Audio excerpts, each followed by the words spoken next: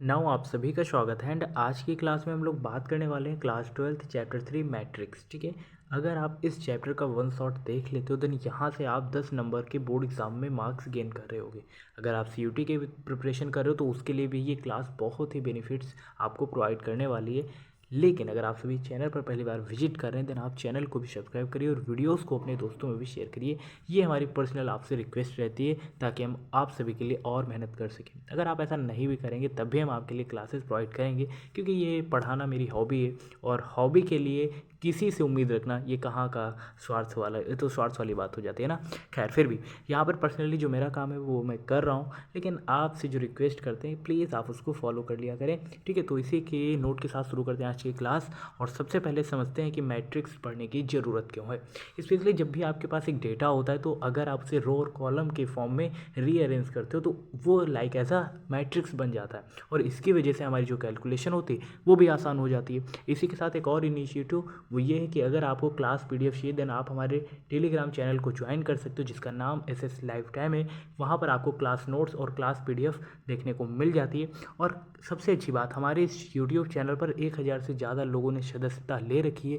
उनकी ये सदस्यता लेना ही हमारा ये प्रमाण है कि हम अपने बच्चों के लिए जो मेहनत कर रहे हैं वो डेफिनेटली सही डायरेक्शन में फॉरवर्ड हो रही है। सो दैट आप भी एक इसका हिस्सा बन सकते हैं हमारे इस चैनल को ज्वाइन करके। ठीक है, सो दैट अब हम बात करते हैं कि मैट्रिक्स में क्या क्या सिलेबस के रिगार्डिंग हमें पढ़ना है। जो एग्ज़ाम पॉइंट ऑफ व्यू है हम उसे पढ़ेंगे, जो आपके बोर्ड एग्जाम में आएगा, सीयूटी में आएगा या फिर किसी भी कॉलेज के लिए अगर आप एंट्रेंस देंगे देन आपके लिए क्लासेस बहुत ही इंपॉर्टेंट होने वाली है। देन आप इसको बिल्कुल भी मिस नहीं कर सकते। ठीक है, सीयूटी हो, ठीक है, या फिर आपका बोर्ड एग्ज़ाम हो, ठीक है, या फिर आपका कोई अदर एंट्रेंस हो, तो वहाँ पर इसके बहुत सारे बेनिफिट्स आपको देखने को मिलेंगे। ठीक है जी।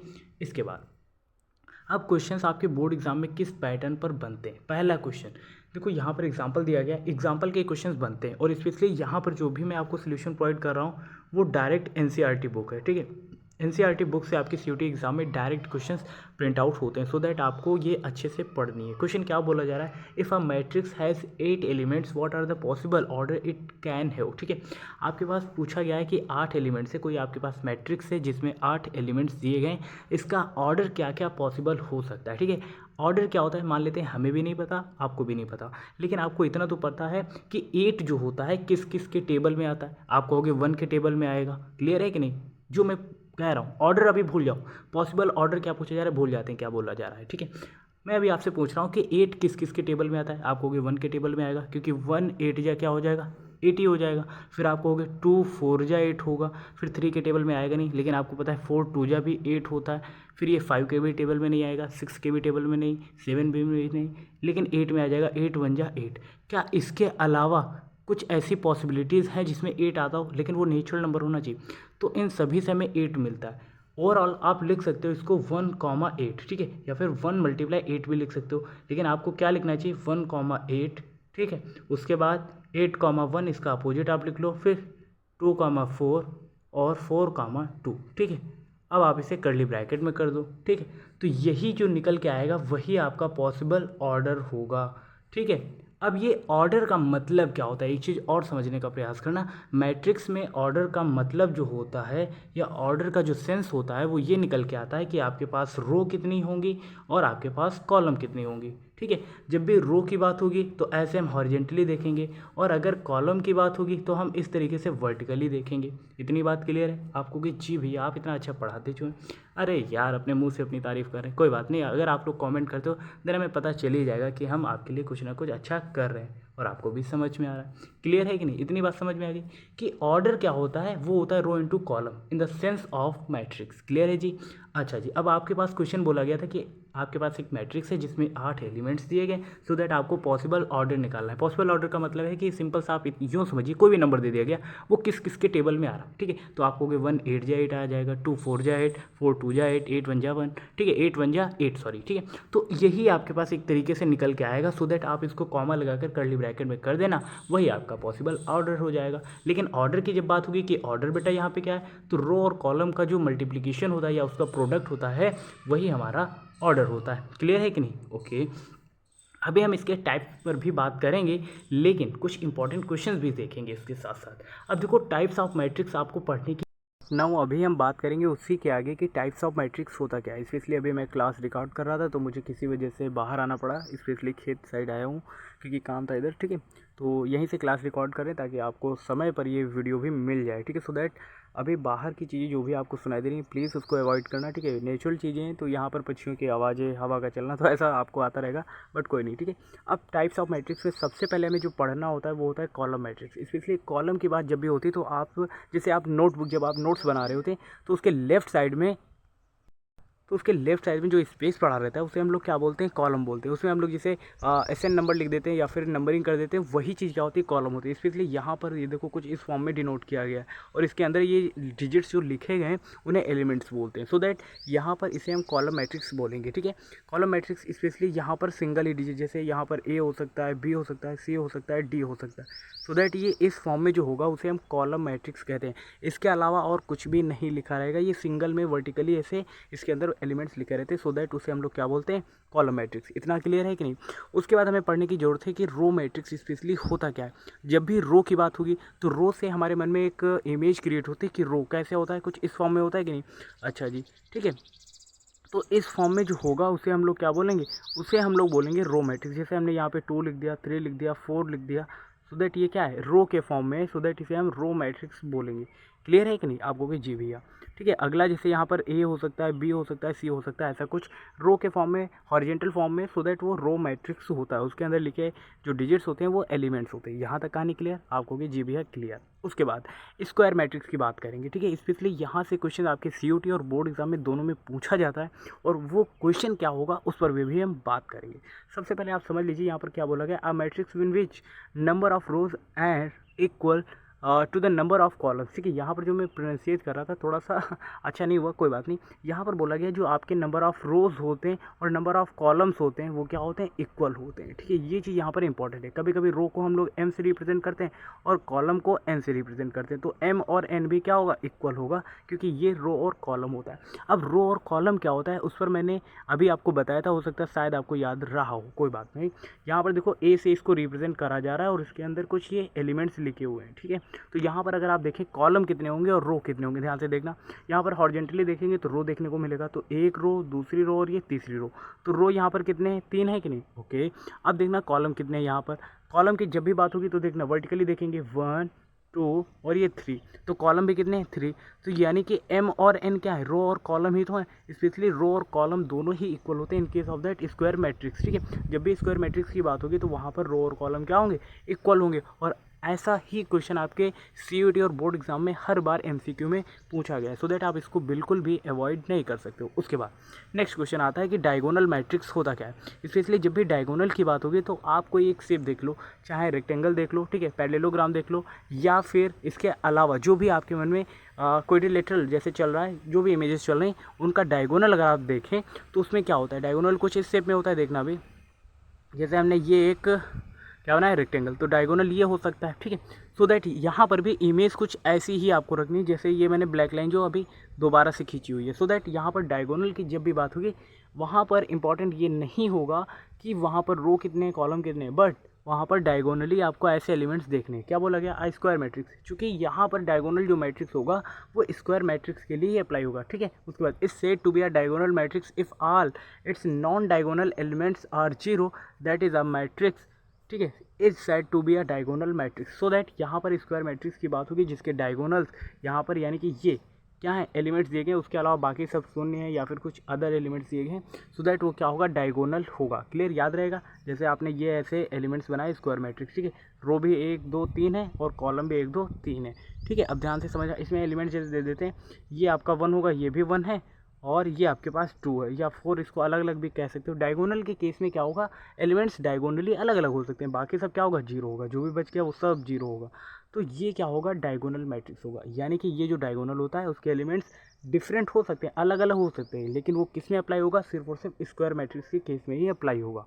क्लियर है, जिसके रो और कॉलम क्या होंगे, इक्वल होंगे। और यहाँ पर रो और कॉलम कितने, 3/3 के। क्लियर, आपको भी जी पिया। उसके बाद स्केलर मैट्रिक्स क्या होता है। अब देखो डायगोनल और स्केलर में थोड़ी सी कन्फ्यूजन होती है और यहीं से क्वेश्चन इसलिए सीयूटी भी पूछ लेता है, क्योंकि सीयूटी आपको क्या करता है, डाइवर्ट करता है, कन्फ्यूज करता है, ठीक है। अब स्केलर मैट्रिक्स में होता वही है, देखो a diagonal matrix is said to be a scalar matrix. जो डायगोनल मैट्रिक्स होता है उसे हम स्केलर मैट्रिक्स बोल सकते हैं, बट उसके एलिमेंट्स कैसे एलिमेंट, डायगोनल एलिमेंट्स जो होते हैं वो आर इक्वल, यानी कि वहाँ पर जब आप डायगोनल एलिमेंट्स पढ़ते हो तो डायगोनल जो एलिमेंट्स होते हैं वो इक्वल नहीं होते, बट यहाँ पर डायगोनल जो एलिमेंट्स होते हैं वो इक्वल होंगे। जैसे यहाँ पर बी के केस में दिखाया गया है -1 0 0 और -1, ठीक है।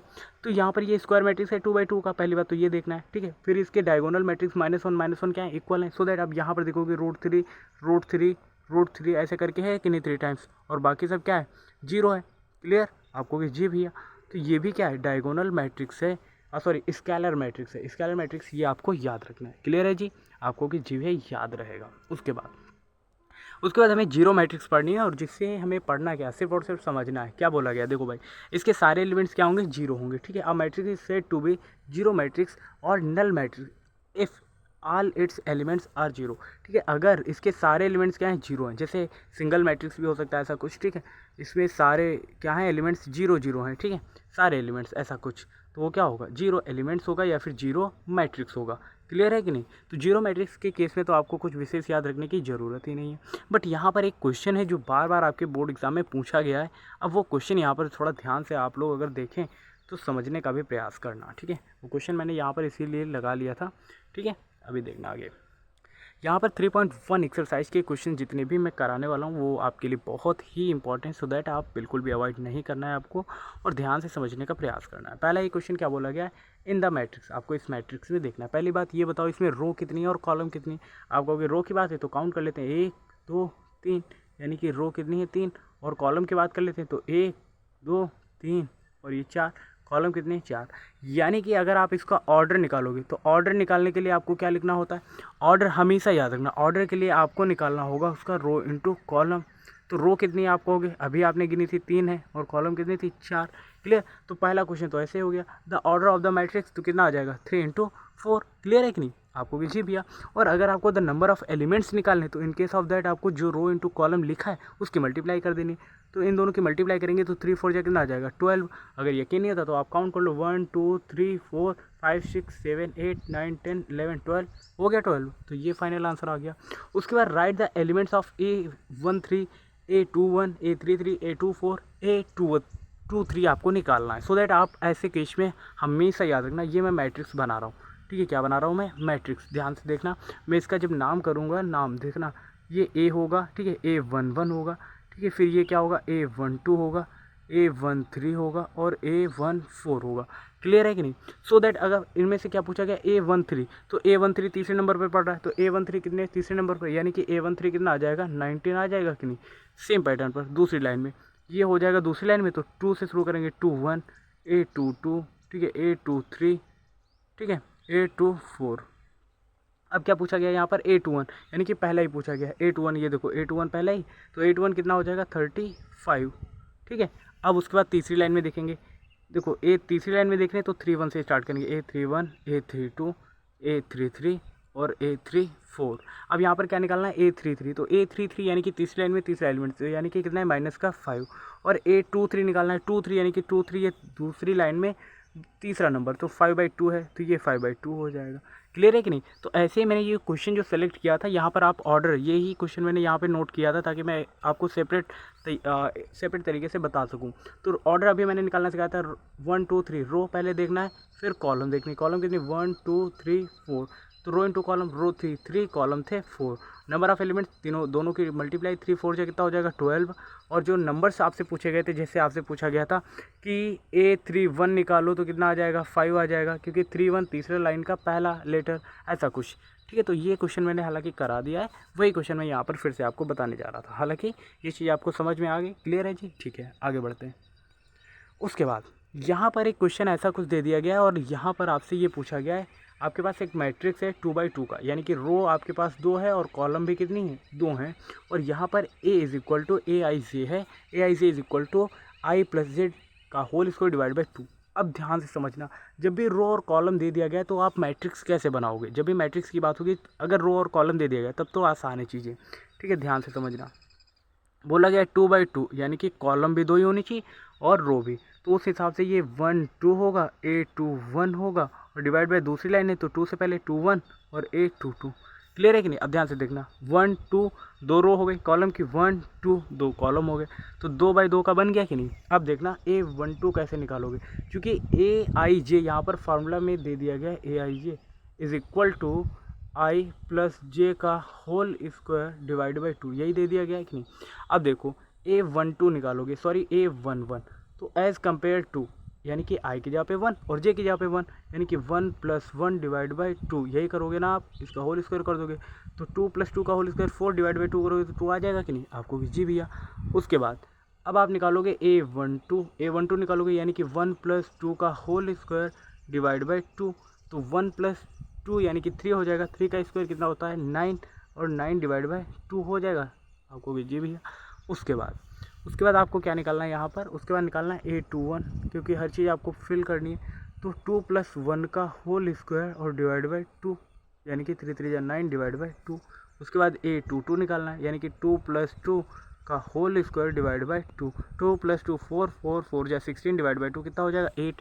अब यहाँ पर आपको ये डेटा फिल कर देना है, कहाँ पे, मैट्रिक्स में। पहला A11 कितना आया था 2, तो 2 लिखो, फिर A12 कितना आया था 9/2, तो 9/2 लिखो, और यहाँ पर A21 कितना था 9/2, ये भी आया था तो 9/2, और फिर ये देखो 9/2 लिखा है, नीचे आपको दिख नहीं रहा होगा, फिर ये 8 लिखा है, तो ये आपका ओवरऑल मैट्रिक्स आ जाएगा। यानी कि A11 की वैल्यू यहाँ पे रखना है, फिर A12 की वैल्यू देखो ऊपर गलत लिख गया था, ठीक है, A11 A12 21 और A22 की वैल्यू यहाँ पर पुट कर देना है, फिर फाइनल आंसर आ जाएगा। तो ऐसे क्वेश्चन आपके बोर्ड एग्जाम में आते हैं, इसलिए मैंने ये क्वेश्चन भी करा दिया, ठीक है, समझ में आ गया ना।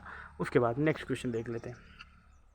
उसके बाद यहाँ पर नेक्स्ट क्वेश्चन कुछ इस पैटर्न पर पूछे जाते हैं, बोर्ड एग्जाम में 2 मार्क्स आपको दिला सकते हैं। कितने मार्क्स, 2 मार्क्स में मैक्सिमम से मैक्सिमम पूछा जाएगा। सो दैट यहाँ पर क्या बोला गया है, find the values of x y and z, ठीक है, एक्स वाई जेड की आपको वैल्यू फाइंड आउट करनी है, ठीक है। तो मैट्रिक्स स्पेशली यहाँ पर एडिशन सब्सट्रैक्शन मल्टीप्लिकेशन सीखना होता है, और डिवीजन इसका तो होता ही नहीं। तो यहाँ पर एज़ कम्पेयर टू अगर आप देखें तो यहाँ पर पहला ध्यान से देखो 4 लिखा गया है, फिर 3 लिखा गया, एक्स लिखा है, फिर 5 लिखा है, क्लियर है, और इक्वल में आपके पास मैट्रिक्स दे दिया गया वाई जेड 1 और 5, क्लियर है कि नहीं, आपको कि जी भैया। अब जब भी आपको वैल्यू फाइंड आउट करनी, तो यहाँ पर 4 पहला एलिमेंट, यहाँ पर पहला एलिमेंट y, यानी कि 4 किसके इक्वल हो जाएगा y के, एज़ कम्पेयर टू, तो y इज इक्वल टू कितना आ जाएगा 4, ऐसे आपको फाइंड आउट करना है। उसके बाद z, और यहाँ पर दूसरा एलिमेंट 3 है, तो z कंपेयर करोगे तो कितना मिलेगा आपको 3 मिलेगा। उसके बाद आपको क्या निकालना है, उसके बाद निकालना है x की वैल्यू, तो x की वैल्यू यहाँ पे देखो पहला एलिमेंट सेकंड का, और यहाँ पर सेकंड का पहला एलिमेंट 1, यानी कि x is equal to 1, clear है कि नहीं। तो ये एक्स वाई जेड की वैल्यू आ गई। हो सकता है जब आप यहाँ पर कंपेयर करोगे तो आपको 2 के पेयर में मिले, जैसे x + y कंपेयर करोगे तो कितना मिलेगा 6 मिलेगा। उसके बाद 5 + z कंपेयर करोगे तो कितना मिलेगा 5 + z इज इक्वल टू 5, ठीक है। फिर एक्स वाई कंपेयर करोगे तो आपको मिलेगा 8। तीनों इक्वेशंस को अलग अलग सॉल्व करना तो आपने पहले से सीखा है, ठीक है, बहुत सारे मेथड हैं तो आप उसे सॉल्व कर लेना, ये तो बेसिक चीज़ें। इसके अलावा नेक्स्ट क्वेश्चन करते हैं, ठीक है, ये तीसरा क्वेश्चन भी काफ़ी बार पूछा गया बोर्ड एग्जाम में, तो आप इसकी भी प्रैक्टिस कर लेना, ठीक है।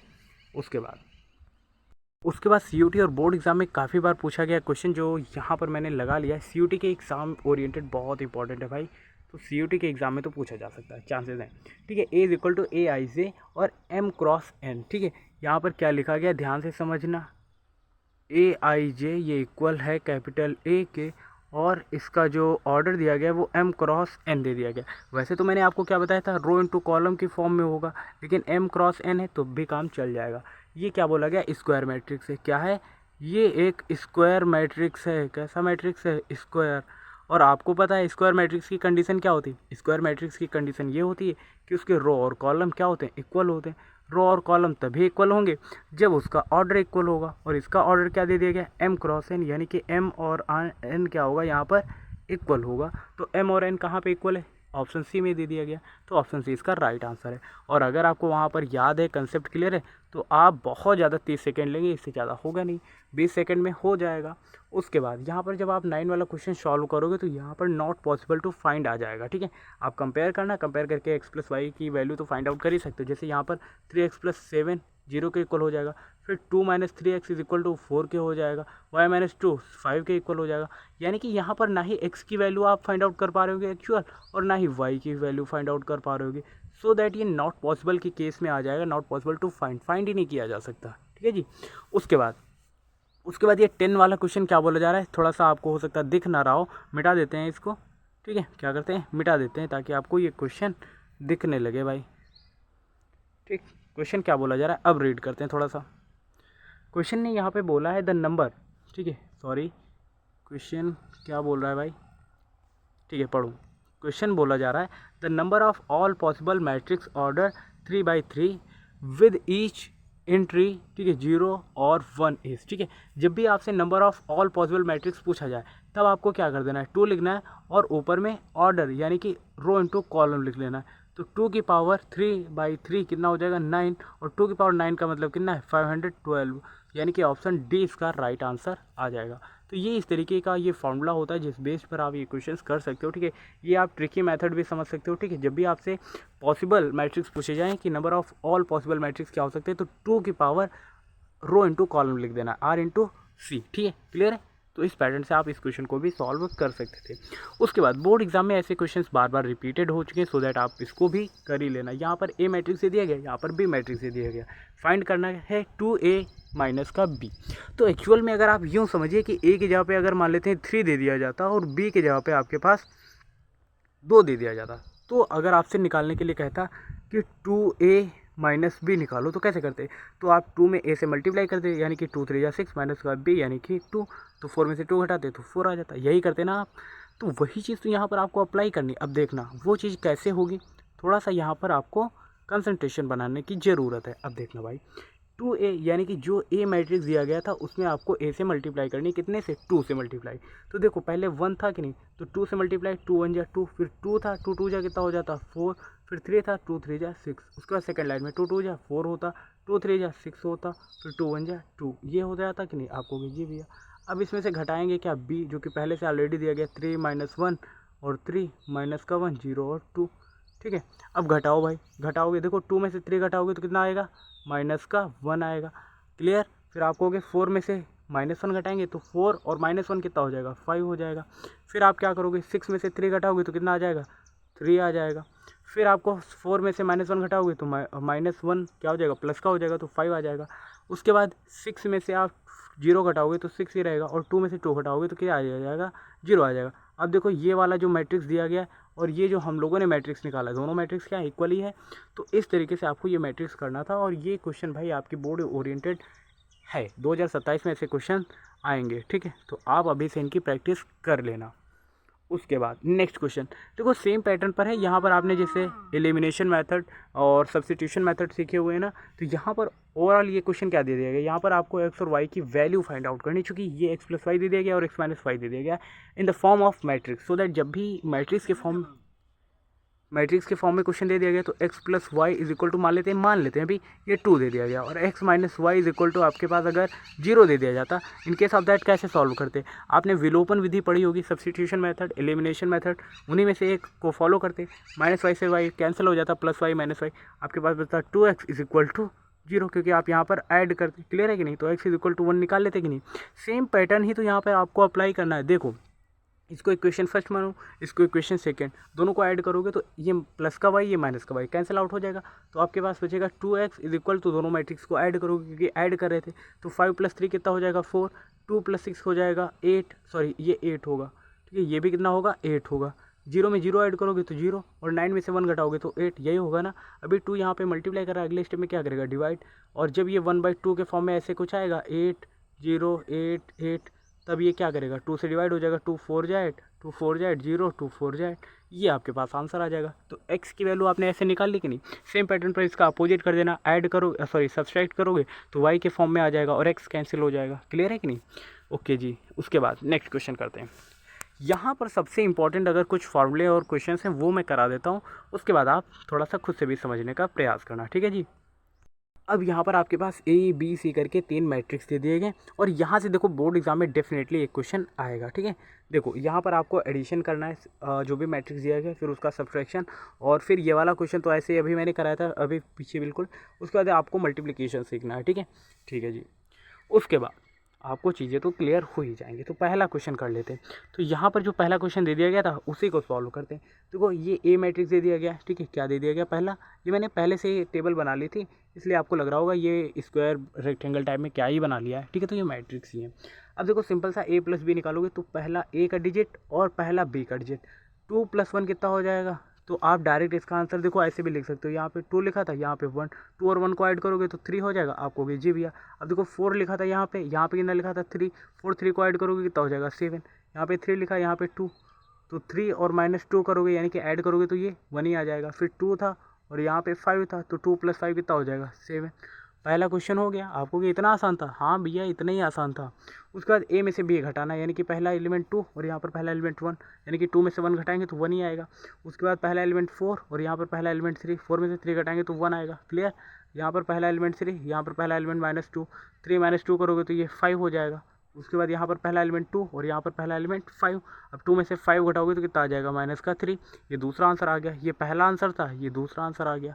तीसरा आंसर देखो ए बी निकालना है। अब ये क्वेश्चन थोड़ा सा अलग है, तो इसमें चाहिए आपको दिमाग लगाने की ज़रूरत है भाई। ठीक है, 1 3 -2 और 5, ध्यान से समझना थोड़ा सा।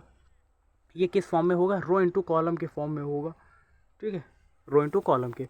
अब 2, अगर यहाँ पर आप 2 देख रहे हो, क्या देख रहे हो आप 2, ठीक है। तो पहले यहाँ पर 2 और 1 और -2 के साथ मल्टीप्लाई कराओ, तो 2 1 जा 2 हो जाएगा और माइनस का आ जाएगा 4 2 जा 8, तो पहला एलिमेंट ये आ गया। ठीक है, फिर दूसरे के लिए क्या करोगे, 2 3 जा 6 और 4 5 जा कितना हो जाएगा 20, 2 3 जा 6 और 4 5 जा 20, ये लिखोगे। तीसरे के लिए 3 1 जा 3 और ये हो जाएगा 2 2 जा 4, माइनस का 4 आ जाएगा। ठीक है, उसके बाद 3 3 जा 9 और 2 5 जा 10। ठीक है, अब ओवरऑल आप इसे सॉल्व कर लेना। 2 में से 8 घटाएंगे तो माइनस का 6 और 6 + 20 करेंगे तो 26 डिवाइड बाय। ठीक है, डिवाइड बाय कितना हो जाएगा, 3 में से 4 घटाएंगे -1 और 9 + 10 19, तो ये -6 और उसके बाद 26 -1 और 10, ये फाइनल आंसर आएगा ए बी। हो सकता है ए बी निकालना आपको ना आया हो, एग्जांपल आप कर लेना खुद से थोड़ा सा। रो इंटू कॉलम के फॉर्म में मल्टीप्लाई होगी। अगर यहाँ पे चीज़ें नहीं समझ में आती आप अपने क्लास टीचर से डिस्कस कर लेना, जो भी टीचर आपको मैथ्स पढ़ाते हैं, या फिर आप अपने ऑफलाइन कोचिंग में डिस्कशन कर लेना। लेकिन यहाँ पर जो मैं कंटेंट आपके लिए लेकर आ रहा हूँ वो COT बोर्ड और एंट्रेंस रिगार्डिंग ही इंपॉर्टेंट है, सो दैट आप, ऐसा नहीं है कि मैं आपको एक्सप्लेन नहीं करना चाहता, लेकिन एक 1 शॉट वीडियो में मैं जो कंटेंट लेकर आता हूँ भाई, उसको PPT तैयार करना, खुद ही से एक्सप्लेन करना, आपके साथ बातचीत करना, यानी कि एक्सप्लेन करना तो थोड़ा सा पॉसिबल नहीं हो पाता, इसलिए मैं डेप्थ में आपको नहीं पढ़ाता, थोड़ा सा जल्दी में पढ़ाता हूँ। क्लियर है कि नहीं, आप मेरी सिचुएशन को थोड़ा सा समझना। उसके बाद एक क्वेश्चन और था यहाँ पर, ये देखो जो ये क्वेश्चन भाई अच्छा क्वेश्चन है। जब आप इसे ऐड करोगे, सिंपल सा ऐड है करोगे, तो ये a² + b² + 2ab के फॉर्म में आ जाएगा। तो ये तो एक आइडेंटिटी होती है जो आपने पढ़ा, a + b का होल स्क्वायर, तो ये आ जाएगा। ठीक है, b + c + 2bc, यानी कि ये b + c का होल स्क्वायर के फॉर्म में आ जाएगा। ऐसे आपको करना है। फिर ये a + c - 2ac, यानी कि फिर a - c का होल स्क्वायर, ये आ जाएगा a + b + -2ab, a² + b², तो ये क्या हो जाएगा a - b का होल स्क्वायर। तो ये ऐसे क्वेश्चन होगा। तो ये भी अच्छा क्वेश्चन था, इसलिए मैंने ये करा दिया। उसके बाद ये क्वेश्चन बहुत ही इंपॉर्टेंट है। ठीक है भाई, ये क्वेश्चन आपके COT में काफ़ी बार पूछा गया है। तो जब आप इसको ऐड करोगे तो ये cos² x + sin² x कितना हो जाएगा, आइडेंटिटी तो 1 हो जाएगा। उसके बाद sin² x + cos² x add करोगे तो ये भी 1 हो जाएगा। उसके बाद नेक्स्ट लिखोगे तो sin² x + cos² x, वो भी 1। ठीक है, और ये भी 1। ओवरऑल इसमें सारे एलिमेंट्स क्या आ जाएंगे, 1 1 आ जाएंगे। क्लियर। तो ये क्वेश्चन भी आप इसको आइडेंटिटी मैट्रिक्स भी बोल सकते हो, क्योंकि उसके सारे एलिमेंट्स क्या होते हैं, 1 ही होते हैं। क्लियर। नहीं, उसमें देखो डायगोनली तो 1 होंगे, बाकी सारे क्या होंगे 0 0 होते हैं। ठीक है, तो थोड़ा सा कन्फ्यूजन क्रिएट हो गया यहाँ पे। उसके बाद ये जो क्वेश्चन मैंने VIP करे हुए हैं, आप इनको सेपरेट तरीके से प्रैक्टिस कर लेना। उसके बाद नेक्स्ट क्वेश्चन, ये क्वेश्चन आपको बताते हैं भाई, ये क्वेश्चन अच्छा भी है। देखो यहाँ पर x करके ऐसे 2/3 लिखा हुआ है, इसका मतलब ये है +y डिवाइड बाय -1, और ये 1 लिखा है, और इक्वल में जो भी लिखा है 10/15। यहाँ पे जगह नहीं, आपको दिखेगा नहीं। तो सबसे पहला काम है कि x और 2 की मल्टीप्लाई, फिर x और 3 की मल्टीप्लाई, तो ये हो जाएगा 2x और ये हो जाएगा 3x, ये ऐसे हो जाएगा। फिर प्लस था प्लस, ठीक है, y की मल्टीप्लाई -1 के साथ, और y बन जाए y, और इक्वल में ये 10 कितना हो जाएगा, 10 नहीं बोलेंगे, हालांकि ऐसे मैंने बोल दिया, वो अलग बात है। अब देखो दोनों को ऐसे देखेंगे, 2x, देखो एक इक्वेशन क्या बनेगी, 2x - y is equal to, compare करेंगे तो 10 मिलेगा, एक इक्वेशन ये बनेगी। सेकेंड इक्वेशन 3x + y और इक्वल में 5, ये दूसरी इक्वेशन बनेगी। आप चाहें तो इसको एलिमिनेशन मेथड या फिर सब्स्टिट्यूशन मेथड से सॉल्व कर लेना, और x y की वैल्यू फाइंड आउट कर लेना, जो कि यहाँ पर पूछा गया। इस तरीके के क्वेश्चन आपके बोर्ड एग्जाम में काफ़ी बार पूछे गए, सो दैट हो सकता है वो आपको यहाँ से 4 नंबर दिला दे। ठीक है जी। उसके बाद भाई one of the most important question, long में ऐसे क्वेश्चन आपके बोर्ड एग्जाम में काफ़ी बार पूछे गए, तो ये क्वेश्चन भी आपको कर लेना। अब प्रॉब्लम ये आएगी कि ए क्यूब कैसे आप निकालोगे, ठीक है। तो ए क्यूब निकालना मैंने तो नहीं सिखाया, लेकिन ए स्क्वायर निकालना आपको वो भी नहीं सिखाया, लेकिन मैंने आपको इसकी जगह पे ए बी निकालना सिखाया था अभी। तो ए बी की जगह पे अगर हम ए इसको ए ही रखें और इसकी मल्टीप्लाई ए के साथ करा दें, यानी कि जो भी एलिमेंट्स दिया गया, जो भी मैट्रिक्स दिया गया, उसकी मल्टीप्लाई उसी के साथ करा दें, तो वो क्या आ जाएगा, वो ए स्क्वायर आ जाएगा कि नहीं, आपको भी ये भी है। और अगर ए स्क्वायर आ गया, उसकी मल्टीप्लाई ए से करा दें तो क्या आ जाएगा, फिर से ए क्यूब आ जाएगा। ओवरऑल जो मैट्रिक्स आपको दिया जाएगा, जैसे यहाँ पर हमने दे दिया ए बी और बी सी, ये दे दिया, तो आपको इसकी मल्टीप्लाई फिर से एक साथ एक बार ऐसे करनी होगी, ए बी बी सी के साथ, और जो भी रिजल्ट आए उसकी मल्टीप्लाई ए बी और बी सी के साथ। ओवरऑल 3 बार आप एक ही मैट्रिक्स की मल्टीप्लाई करोगे, तब जाके आपको ए क्यूब मिलेगा। क्योंकि पहली बार में आपने ए स्क्वायर निकाल लिया होगा, उसमें 6 से मल्टीप्लाई कर देना, और एक ए तो ऑलरेडी दिया जाएगा, उसमें 7 से मल्टीप्लाई कर लेना। और आइडेंटिटी मैट्रिक्स की जहाँ पे आप क्या रखोगे, जैसे यहाँ पर रो और कॉलम के हिसाब से आपको डायगोनली 1 1 रखना है, बाकी सब 0 0, ठीक है। तो ऐसे मल्टीप्लाई करके आप निकाल लेना भाई, क्योंकि ये लॉन्ग क्वेश्चन है और मेरे पास भी अभी समय नहीं है। अगर आपकी रिक्वायरमेंट रहेगी तो हम नेक्स्ट वीडियो में इस पर डिस्कस भी कर लेंगे, ठीक है जी। तो हिंट मैंने दे दी है, जितने भी बच्चे देख रहे हैं जिनका कंसेप्ट क्लियर होगा, बस प्रैक्टिस करनी होगी, तो उनके लिए तो ये रामबाण साबित होने वाला है। बाकियों के लिए देखिए प्रॉब्लम तो है ही, लेकिन मैं भी यार क्या ही कर सकता हूँ, ठीक है। उसके बाद नेक्स्ट क्वेश्चन, आप इनको क्वेश्चन आप चाहो तो स्क्रीनशॉट ले लेना, ठीक है, खुद से ट्राई करना। उसके बाद नेक्स्ट क्वेश्चन यहाँ पर ट्रांसपोज से रिलेटेड है, और इसमें मैं आपको ट्रांसपोज निकालना सिखा दूंगा, और सिमेट्री और नॉन सिमेट्री या फिर इसकी सिमेट्री क्या होता है उससे रिलेटेड बोर्ड में आपके क्वेश्चंस पूछे जाते हैं। सो दैट यहाँ पर जैसे आपको बोल दिया जाएगा sum of symmetry and sum of skew symmetric matrix अगर आपको निकालना है तो उसके लिए फॉर्मूला क्या होता है। देखो सिमेट्रिक के लिए जब बात होगी तो उसके लिए 1/2 आपको लगाना है, और a प्लस ए डैश, यानी कि ए डैश का मतलब है ट्रांसपोज। और स्क्यू सिमेट्री की बात होगी तो उसके केस में 1/2 तो आपको लिखना ही है, a माइनस ए ट्रांसपोज आपको लिखना होता है, ठीक है। दोनों को ऐड कर दोगे तो यहाँ पर जो आपका क्वेश्चन बोला जा रहा है sum of symmetry and sum of skew symmetry, तो वो चीज़ निकल आ जाएगी, ठीक है, निकल के आ जाएगी। उसके बाद यहाँ पर ट्रांसपोज निकालना मैं आपको सिखा देता हूँ, बाकी चीज़ें आप खुद से प्रैक्टिस कर लेना, ठीक है। इसलिए यहाँ पर कुछ नहीं होता, जैसे आपके पास ये ए मैट्रिक्स दे दिया गया और अभी इसका निकालना है हमें ट्रांसपोज। क्या निकालना है, ट्रांसपोज। तो जब भी हमें ए डैश लिखा देखने को मिल जाए तो वो ट्रांसपोज ही होता है। तो यहाँ पर देखो वर्टिकली अगर आप देखोगे तो ये एक कॉलम है और दूसरा ये कॉलम है, तो यहाँ पर रो इंटू कॉलम जो होता है वो रिप्लेस होते हैं, वो रो कॉलम में रिप्लेस हो जाती है और जो कॉलम होती है वो रो में रिप्लेस हो जाती है। क्लियर है। अब जैसे 1 2 आप यहाँ पर देख पा रहे हो, तो 1 2 भी वर्टिकली लिखा है, अभी आपको हॉरिजेंटली लिखना है, 1 हो जाएगा और ये 2 हो जाएगा। 3 और 4 वर्टिकली लिखा है, इसको हॉरिजेंटली लिखेंगे तो ये 3 हो जाएगा और ये 4 हो जाएगा। तो ये जो चीज़ निकल के आएगी वही इसका क्या होगा, ट्रांसपोज होगा। आप कहोगे इतना आसान, जी हाँ साथियों, इतना ही तो आसान था, और यही चीज़ आपको 2 नंबर दिलाएगी बोर्ड एग्जाम में। क्लियर है कि नहीं। तो इसी पैटर्न पर एक क्वेश्चन मैं दे रहा हूँ, ए बी सी डी, इसका अगर आपको ट्रांसपोज निकालना हो तो क्या करना होगा। ए सी देखो वर्टिकली लिखा है तो इसको हॉरिजेंटली लिख दो ए सी, और बी डी जो वर्टिकली लिखा है उसको हॉरिजेंटली लिख दो बी डी, ये इसका ट्रांसपोज। क्लियर है कि नहीं। तो इस तरीके से बस आपको ट्रांसपोज ही निकालने होते हैं। क्लियर। बाकी जो भी उसका एडिशन सब्सट्रैक्शन हो वो आप खुद से कर लेना। उसके बाद कुछ क्वेश्चन मैं आपको होमवर्क के तौर पे दे रहा हूँ, यहाँ पर आपको प्रूव करना है कि ये सिमेट्री क्या है, सिमेट्री मैट्रिक्स आपको दिखाना है। उसके बाद इसको स्क्यू सिमेट्रिक मैट्रिक्स दिखाना है। तो जब भी सिमेट्री की बात होगी तो वहाँ पर आपको 1/2 ए प्लस ए ट्रांसपोज निकालना होता है, तो वो सिमेट्रिक के केस में अप्लाई होगा। और अगर आपसे बोल दिया गया स्क्यू सिमेट्रिक तो उसके लिए 1/2 तो आपको रखना ही है, ए माइनस ए ट्रांसपोज आपको निकालना है, सॉल्व कर देना है, बस आ जाएगा। ए की जगह पे तो भाई साहब यही दे दिया गया, ए डैश, इसका ट्रांसपोज निकाल लेना, कर लेना, आ जाएगा, क्या प्रॉब्लम है, ठीक है जी। उसके बाद यहाँ पर समरी में जैसे कॉलम मैट्रिक्स के केस में बताया गया है, रो मैट्रिक्स के केस में, तो चीज़ें यहाँ पर समझने का प्रयास करना। मैंने बताया था कि ऑर्डर जब भी देखते हैं तो रो इंटू कॉलम के फॉर्म में होता है कि नहीं, आपको भेजी भैया। तो यहाँ पर जब भी कॉलम की बात होगी तो वहाँ पर कॉलम क्या होगा, 1 होगा, रो की बात होगी तो रो 1 होगा। देखो ये चीज़ यहाँ पर हाईलाइट करी जा रही है, ठीक है। स्क्वायर मैट्रिक्स में एम और एन यानी कि रो और कॉलम क्या होते हैं, इक्वल होते हैं। ये चीज़ें यहाँ पर बताई जा रही हैं, तो ये छोटी छोटी चीज़ें आप खुद से तैयार कर लेना, बाकी स्पेशल यहाँ पर बचता नहीं है, ठीक है। बस यही है कि यहाँ से क्वेश्चन आपके CUET में पूछे जाते हैं, सो दैट आप इसको खुद ही से तैयार कर लेना, एक बार पढ़ लेना, ठीक है। ये फार्मूला और ये थोड़ा सा देख लेना, ठीक है जी। उसके अलावा कुछ बचता नहीं स्पेशली, और बाकी चीज़ें तो मैंने आपको प्रोवाइड कर दी हैं। आज के लिए इतने रखते हैं और मिलते हैं फिर नेक्स्ट इन्फॉर्मेटिव वीडियो के साथ। तब तक के लिए जय हिंद, नमस्कार। देखते रहिए SS life time. Thank you so much.